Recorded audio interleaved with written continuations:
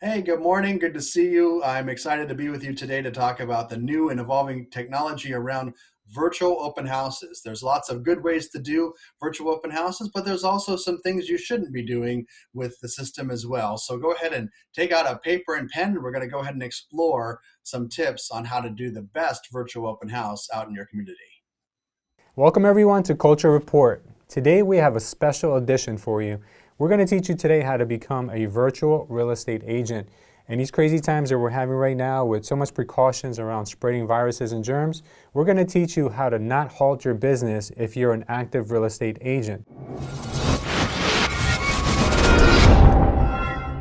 A lot of sellers are requesting for their homes to be taken off the market. A lot of sellers are requesting for their open houses to not be done. So how do you get ahead? How do you close these properties and make money during these times? Well, today we're going to cover 3 things that you can do as a real estate professional in order to not only make money, but also distinguish yourself from the competition. So first things first, a lot of homes are not going to want to be shown. So what can you do? You're going to go out there and you're going to create a really high quality video. You're not going to go out and hire an expensive videographer. You're going to use the tools you may already have and maybe just a few add-ons that'll just cost you a couple dollars. First things first, you need to have a good, high quality smartphone. We all have them. Most likely you have an iPhone or an Android. And if you do have them, then I'm going to show you 2 tools that you're going to use to make your life a lot easier. The first tool that we recommend is a gimbal, a stabilizer. The one that we have is a very common one that you've seen a lot of people use, probably in events, or maybe somebody in your office already has one. There's different companies that make them. We're going to leave a link to the description down below. Now you can get these anywhere between $50 to $300 depending on how much money you want to spend on it. But that's necessary because it's going to make the stabilization of your video a lot better. The next tool you're going to need is audio. A lot of people say that people will watch a video with bad video quality, but they will not watch a video with bad audio. So the next thing you're going to want to use is this little guy right here. You're going to need to get yourself a lapel mic that is compatible with your smartphone. So it's a portable device. The reason why you want to use that is because your audio is going to be really, really well enhanced, and people on the other line are going to get a much better experience. So what we're going to do first is we're going to go into the home and record a really, really good video. The way you're going to do this is as follows. So first things first, we want to make sure that we remove the case from the phone because the gimbal will not react correctly with a case. All you need to have left is just your bare phone, whether that's an iPhone or an Android. Now the next thing we need to do is learn how to mount it onto the gimbal. It's not just slip it in and turn it on. You have to actually make sure you balance it correctly. If not, you'll burn out your gimbal. So first things first, let's go ahead and slip it in. And make sure we push it all the way down, all the way in, and we're gonna wanna mount it and we're gonna balance it before we actually even turn it on. If we try to do this when the gimbal is on, we will definitely burn out the engine. So as you can see right now, the gimbal is going all over the place. It's not really stabilizing itself too well. It's leaning towards one side. So what we wanna do is we wanna play around with the adjustment until it's stable 100% by itself before we turn it on. The way to do that is by taking this adjustment here and sliding either left or right until the gimbal starts to balance itself out. So I just made a small adjustment, and as you can see, it's tilting to the right, or my right, your left. And now I did it the other way, now it's going the other direction, so I'm almost there. I just need to make a small adjustment, and it should balance itself out for the most part. Let's see a little bit more. All right, so that looks pretty good. All right, so now we're stable. We'll go ahead and turn on the gimbal. And now the gimbal is completely stable. No matter what I do, the gimbal will now react and balance itself out. Okay, now we're gonna show you how to walk into a room and how to properly show a room. Okay, so when you show a room, you wanna make sure you start your pan from right to left or left to right, but you stabilize yourself and you stabilize the movement as much as you can. The slower you go, the better. If you make your movement too fast, the viewer is going to get dizzy when they see it on their side. So make sure you take nice, slow movements, just like this. The stabilizer is also a great tool to show people how one room transitions into another.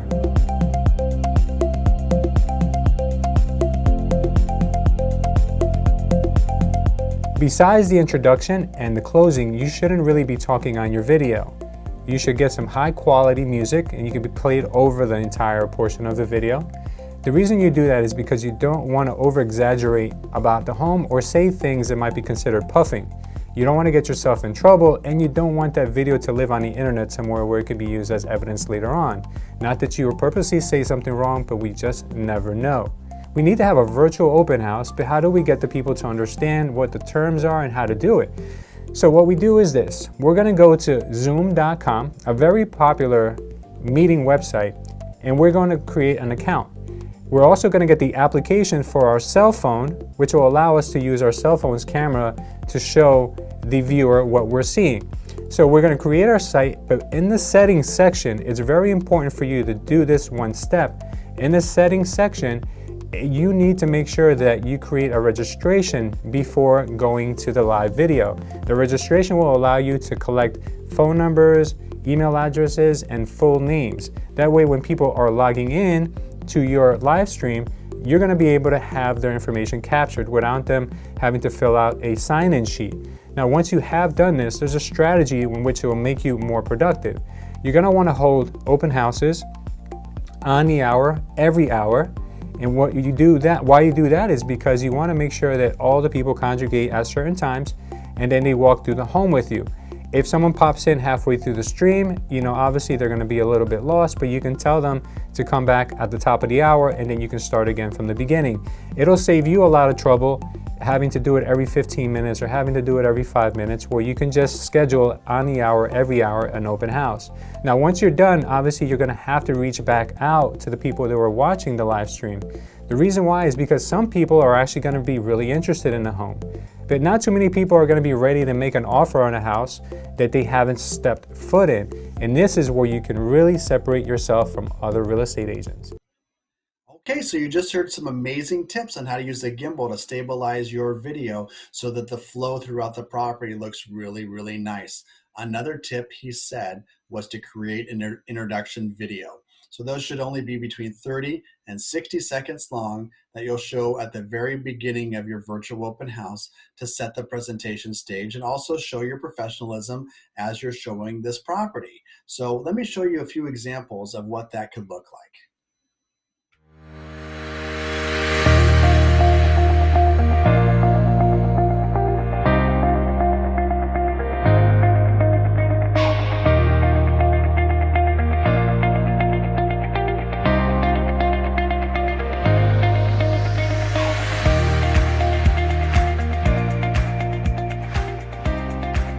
Hello everybody!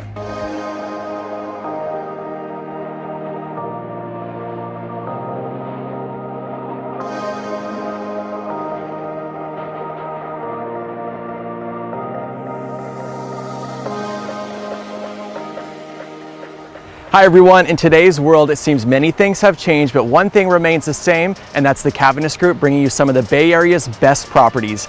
I'm Brett Cavanis with the Cavanis Group at Compass, and today I'm in one of San Jose's most desirable neighborhoods in a fantastic 5-bedroom, 2.5-bath home. I can't wait to take you in for a look. Let's go see.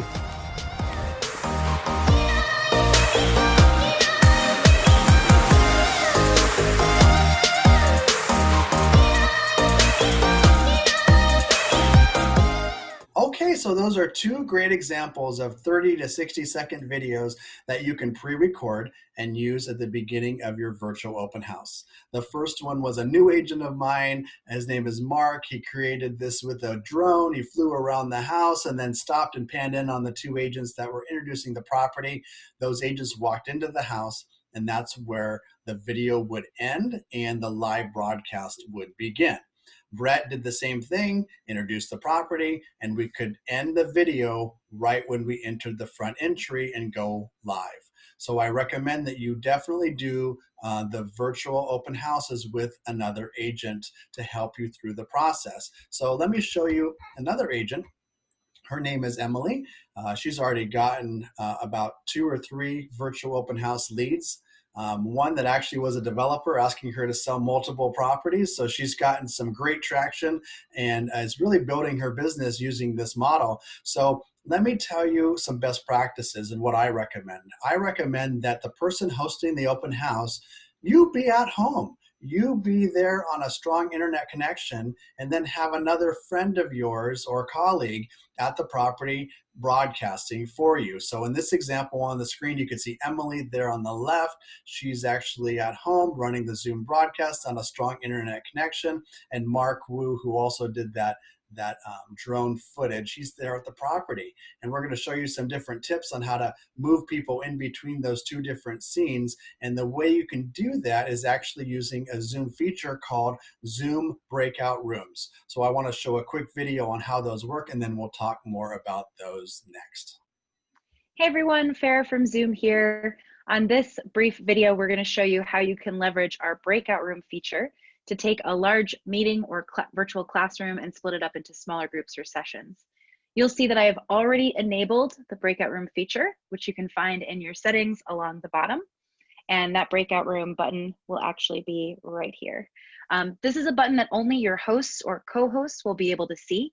And right now we don't have a co-host in the session. If I manage my participants, I can hover over Catherine, for example, to make her a co-host. So she'll see this button now as well. When we're ready to split the group into smaller sessions, I can easily click this button to get a pop-up window asking me how many rooms I'd like to assign out and how many participants per room. For this example, it's recommending, since there are 6 people, we can split it up into 2 rooms. I can do this automatically or manually.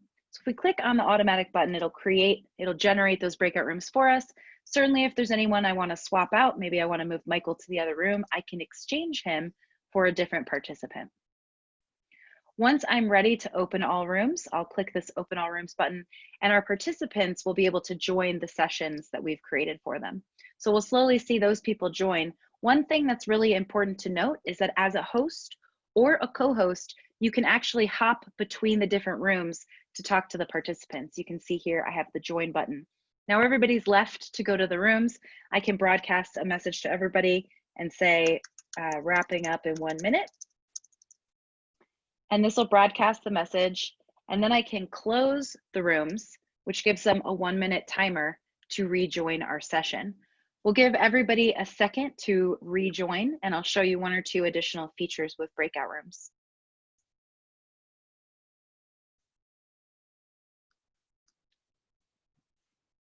There we go. We can kind of see everybody kind of popping back in. Now everybody's rejoined the main session.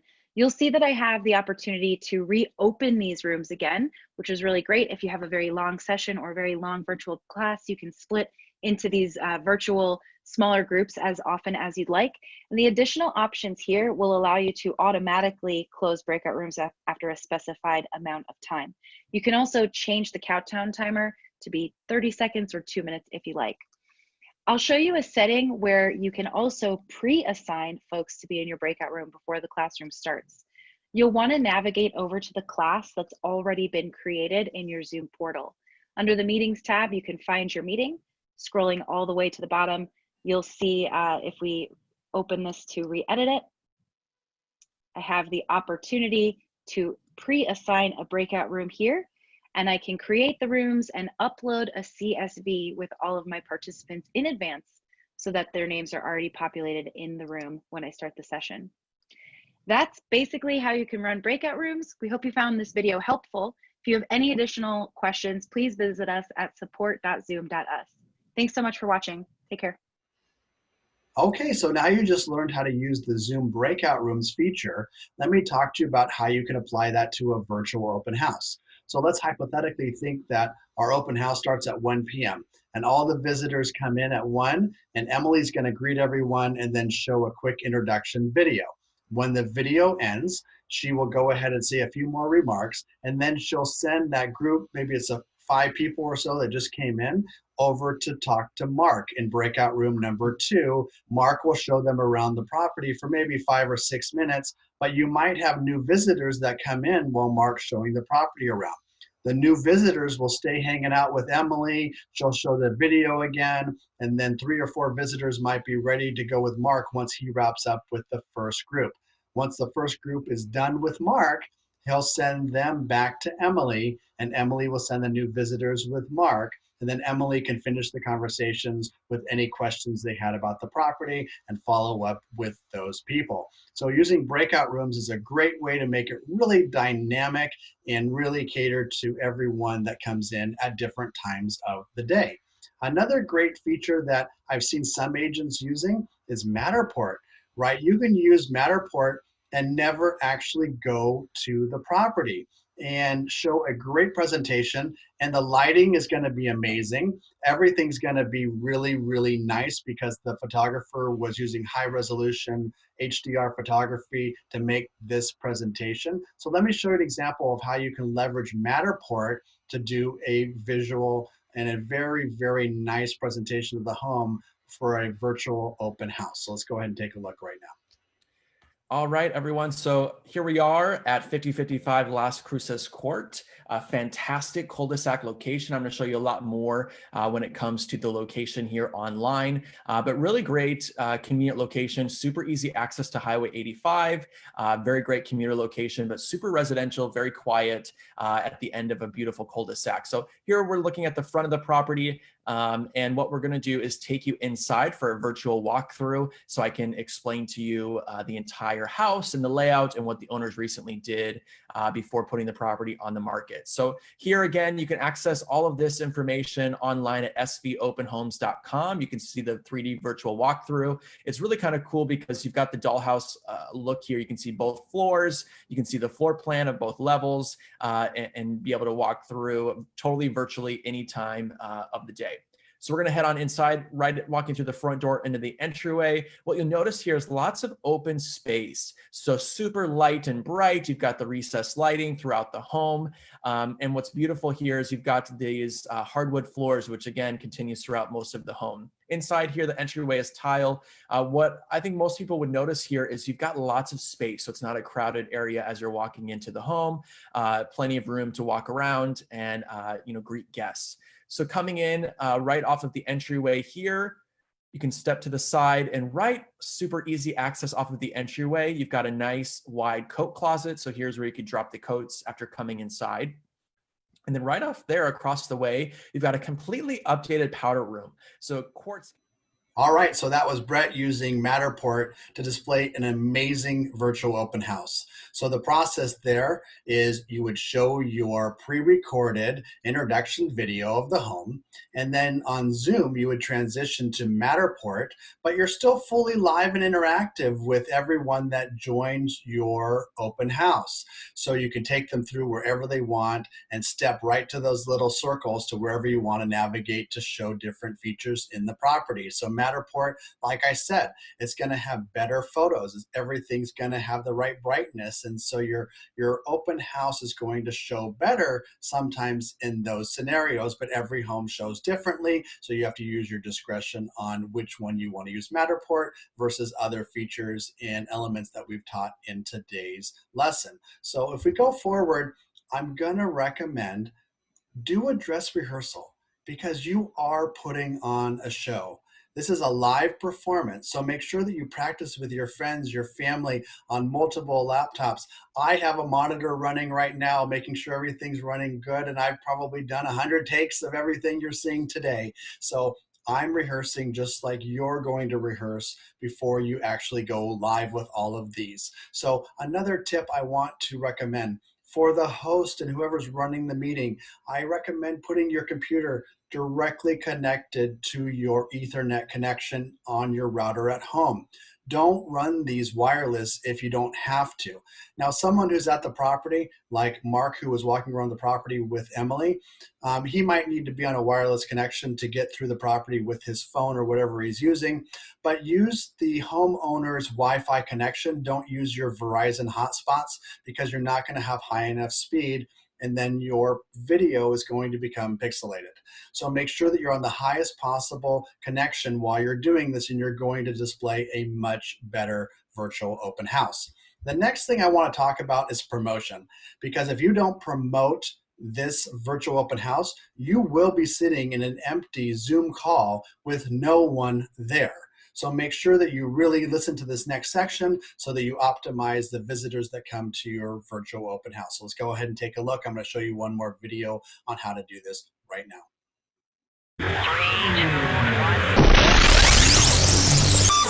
Everyone, so in lieu of what's going on in the world right now, it's a really stressful time, and it's a really hard time to show our clients properties. I totally understand and am sympathetic to that. So I thought of a way to run a live virtual open house that you can also use as a lead generation tool. But not only that, it's just a way to get your listing exposure and try to help your clients sell their home at the end of the day. And we got to get creative in how we do this because it's hard to get access to their place to show it, obviously, in this time. And a lot of people are scared and don't want to give any access, and that's totally fair. So I want to show you guys how you can actually do a live open house, a live virtual open house. Now, the contingency of this is that you'll need access to the unit. Now, you could do this with a recorded video, but I'm going to teach you guys how to do this in a live setting as well, because just live things tend to get more attention. Like, you're going to get a lot more leads this way than if you were to just promote a virtual tour, for example. So this will actually be a live virtual open house where you'll be in the house showing an audience of people online around the property where they can ask questions and you can answer them. So let's get into it. A few things you'll need: a Zoom account. You'll need a Facebook page, which you will have access to Facebook's ads manager so that we can run a promotional ad for this event. And you'll also need a Google Calendar or some kind of calendar software like iCalendar. So let's dive into just quickly, like, what are the steps we're going to go through here? And then I'll walk you guys through this step by step. So number one, we're going to schedule a Zoom call. Okay. So we can schedule a Zoom call, and I would recommend doing it for a traditional time for an open house, like Saturday or Sunday, somewhere between 12 and 4 in the middle of the day. A lot of people are just going to be at home on the weekend, and they would love to tune into something like this if they're in the market. There's nobody out there who's really doing this right now. So I think this is really unique. Then we're going to create a calendar event from that Zoom call. And what you're going to do on that calendar event is you're going to invite all of your database to it, which is a really cool thing you can do in Google.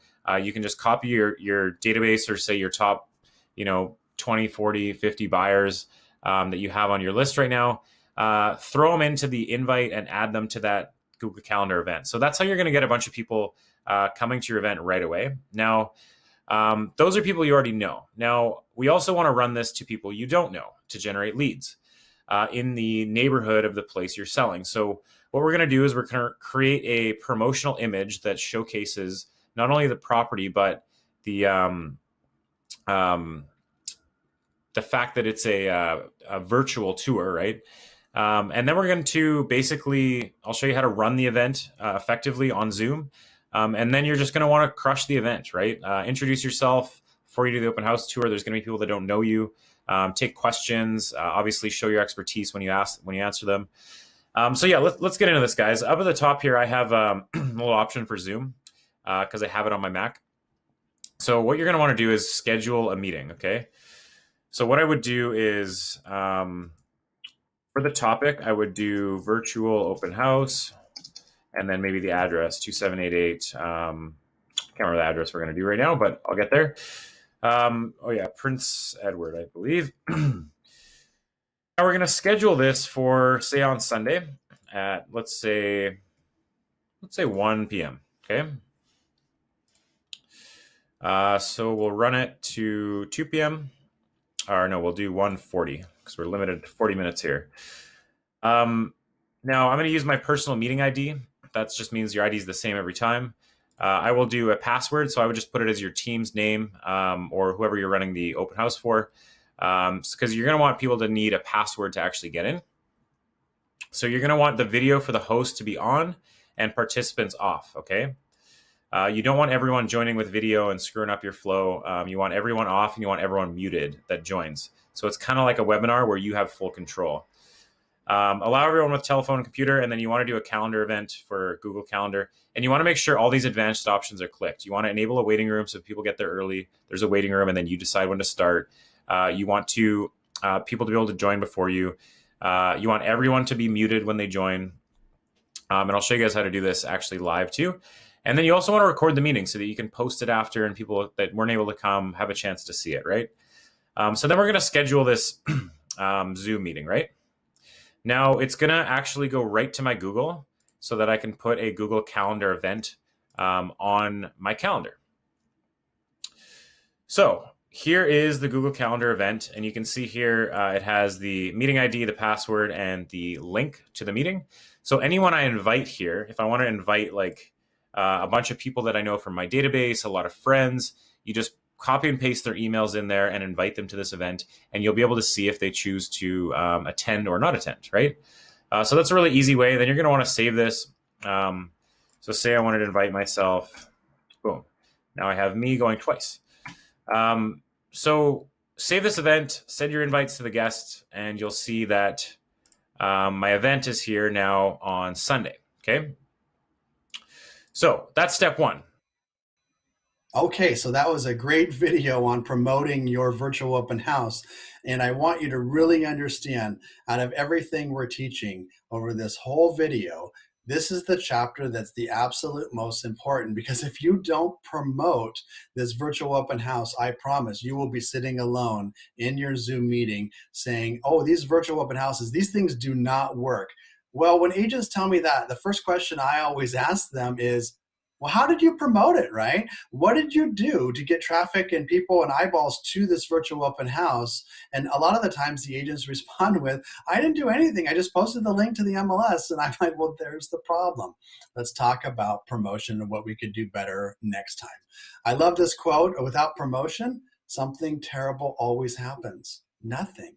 Nothing. P.T. Barnum. That was a great quote I think I heard at a Brian Buffini conference years ago that always resonated with me. You've got to be promoting your business. You've got to be promoting virtual open houses to get the attendance that you're hoping for. And you're working hours to rehearse and prepare for these. Let's get you some traffic so that you can optimize this for your client and also for your business. Let's talk about some different techniques now.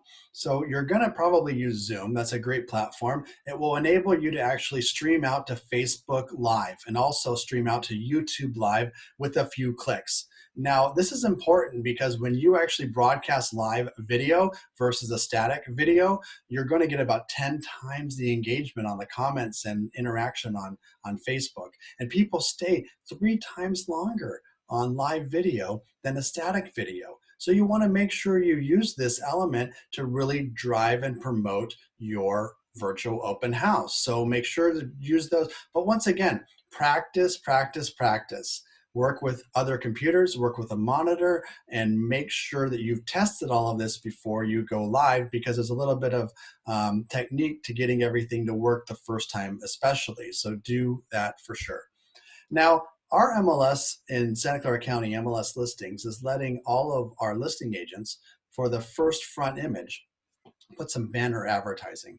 And that's really great because that banner advertising on your first image not only goes to your local MLS, but it also goes out to all the feeds for Zillow and Realtor.com and all of the affiliate websites that the MLS feeds to. So you'll want to change out your front image every time you do one to get more traffic. This is one example. Here's a second one that I saw this past weekend. Great lighting, great visual, great photo to put there prominently on all the websites to drive and promote your virtual open house. So do that. Okay, so now I want to kind of have you think differently about virtual open houses.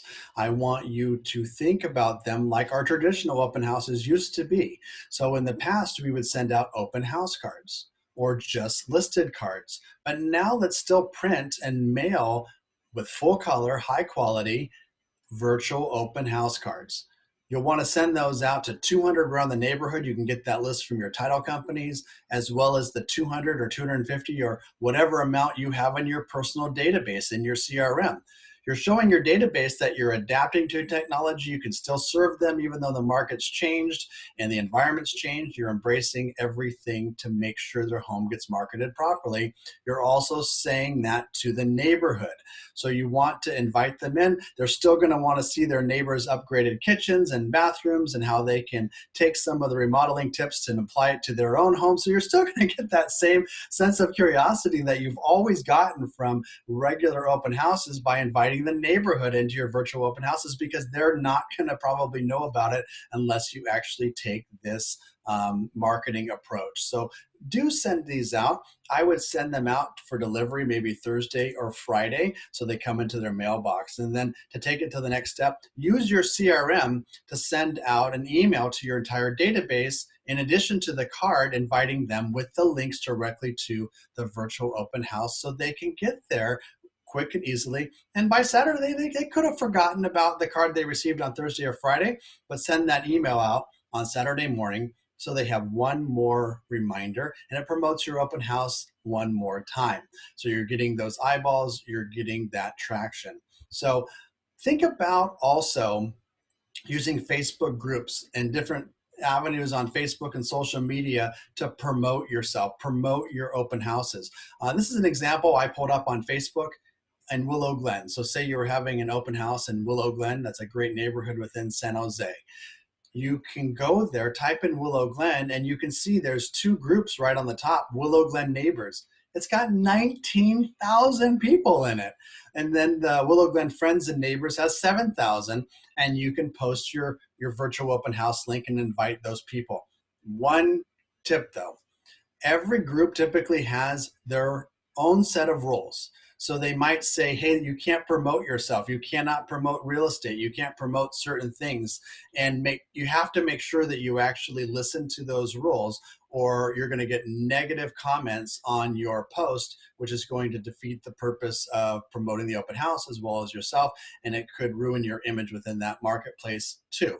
So make sure that posting these kind of virtual open houses or promotion for your business is allowed on these groups before you post, because you don't want to have a big backlash on social media right before your virtual open house that you have to put out all of those fires as well. So think about that before you post, but if they do allow it, go ahead and promote it as much as possible. You can use AdWorks. So AdWorks is it's kind of like an online version of a just listed, just sold, all of these different open house cards that you can do, but in a digital format.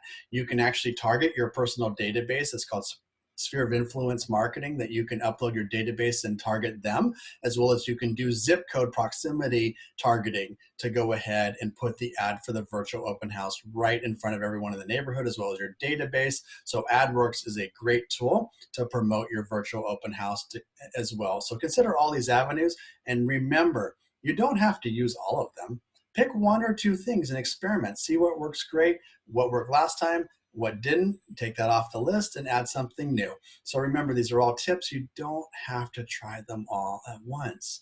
So don't get overwhelmed by anything in this video. Take it one day at a time. Start with different things each time and add a little bit more, okay? All right, so now let's talk about Zoom registration links. You don't want to put a URL string directly to your Zoom login. You want people to register in advance so that you know how many people are coming, who's coming. You can follow up with them afterwards, and you can generate leads for your business as well as promoting the open house for the seller, right? So these pages are important. One of the things that I would recommend adding is the phone number field, right? So most of your Zoom registration pages will collect their first name, their last name, and their email address. I would recommend add the field for phone number, but I wouldn't add any other additional fields, because the more fields you have, the less likely someone will fill out the form and attend your virtual open house. But I would capture the phone number, because the last thing you want is someone to, what is the term, ghost you after the open house. And you want to have their phone number so you can call, text them afterwards to find out more of their needs and wants, and follow up post virtual open house as much as possible. So Zoom is one way to do registration pages, but there's a lot of different ways to do it. And I don't want you to think there's one way with anything we've taught you today. Here's another avenue where you can actually calendar people to come to the virtual open house at different times, so that you can be a little bit more intimate and one-to-one with someone with their questions instead of a whole group. So I've seen a lot of agents having a lot of great success with this avenue. So think about that as well. Eventbrite has always been used for events, but I see agents creatively using this to register visitors to their virtual open houses too. So like I said, there's lots of ways to do this. Pick the one that you're most comfortable using and go forward with that. Google Forms, I see some agents using that. So if you know how to use Google Forms and capture the information of the users that are planning to attend, that is awesome as well. So we're getting towards the end of the video, but I didn't want to end without giving you some great tips on how to make yourself look really great on video and also on your virtual open houses. So this is a picture of a girl with a frame grid there, so you can see that she's actually right in the center, and that's really the goal. You want to be in the center, nothing distracting behind you that will take away from your presentation. And here's another example here in the middle of good framing. You don't want to have excessive space above your head, and you for sure don't want everyone looking at your nose hair. A lot of people are using their laptops and they're kind of pointing up at their face in a really bad angle, and so you're not quite sending the message that you want or the image that you want people to take away when they're watching you. You also want the camera to be at eye level with you, right? So make sure that your laptop or your screen keeps that camera right where you're looking directly into that lens, right? So let me show you. I like to use a Thunderbolt screen. There's lots of screens out there, but for me, my setup, if you were looking at my setup right now, would be two screens that I have, and I have my camera mounted on top of one of the screens, which is eye level, which is why I'm looking at you right now instead of me looking down or up at a laptop, depending on where it's placed. For presentations, I use my two screens, but I also use a second laptop, which I call my monitor. And my monitor allows me to see what the viewers are seeing so that I can ensure that the correct information is showing for all the parties that are in my virtual open house or any presentation that I'm doing for any office or any realtor group.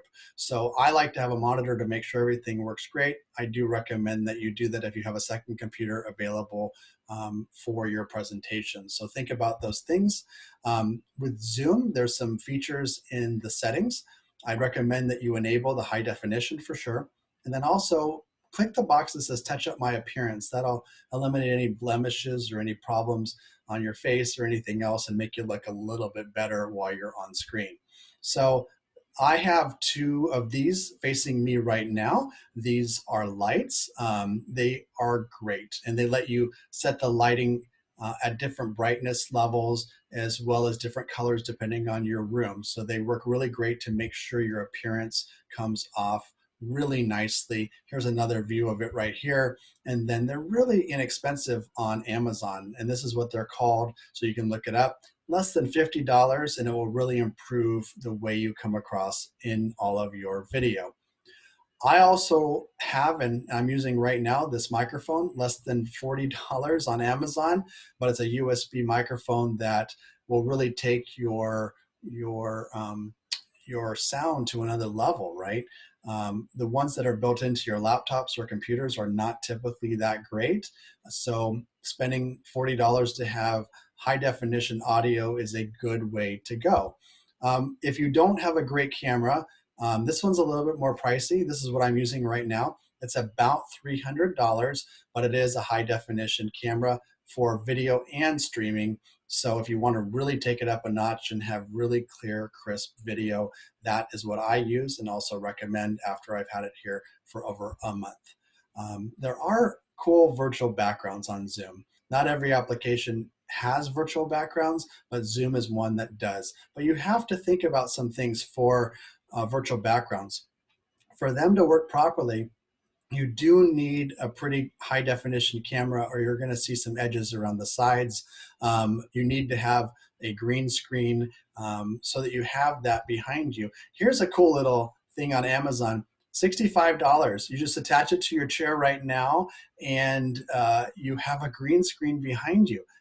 I'm using this right now. I don't have a huge green screen. I'm using this on my chair. So it's a great thing that you can take off and on your chair as you need to shoot video and not have to have a huge green screen in order to do great background effects. So just some cool little tips that I've found along the journey here over the last 3 or 4 months that I thought you might enjoy as well. There's a cool background I kind of saw on social media that I thought was fun. So have fun too, right? So when you're on all these calls, bring out your personality, have a good time, enjoy your time online, and keep people laughing, because that's going to be that contagious energy that's going to make people want to work with you more.